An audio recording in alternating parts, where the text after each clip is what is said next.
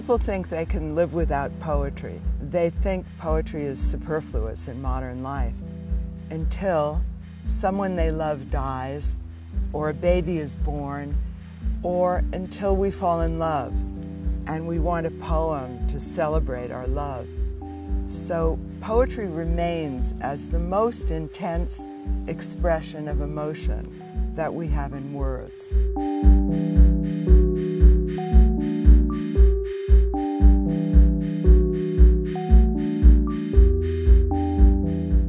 Rapture. Two hawks live on my hill. I can tell where the thermals are by the way they skim the sky. They are scavenging small creatures, but their flight suggests rapture to my upward eye.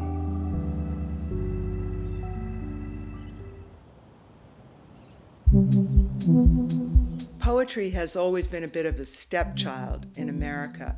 Our greatest poets were sort of unacknowledged in their own time. Emily Dickinson and Walt Whitman, for example. But I think that the internet is giving us another chance for poetry, because on the internet you can see a poet reading her own work, and you can repeat it again and again until you understand it very deeply, because poetry doesn't come always with the first reading. Sometimes it comes to you with the 10th reading. My poetry is not at all obscure, and I think especially when you understand it through the human voice, it has a power that it doesn't have only on the page. Conjuring Her is a poem to Aphrodite, asking her blessing on a love affair. A love affair is always a kind of ménage à trois, the two lovers and Aphrodite, whose approval must be sought. So this is a poem to the tricky, fickle Aphrodite to make sure that the love affair will go forward. Conjuring Her. Mandarin oranges, love apples, honey in a jar, last year's rose petals, dried gardenia whose pungency lingers in the air, and a shred of brown paper burned at the edges with his secret name upon it in heavy grease pencil, my name too. Love has ignited the edges of my life, and the honey saturates his name at the bottom of the round, clear jar, a little womb of wishes.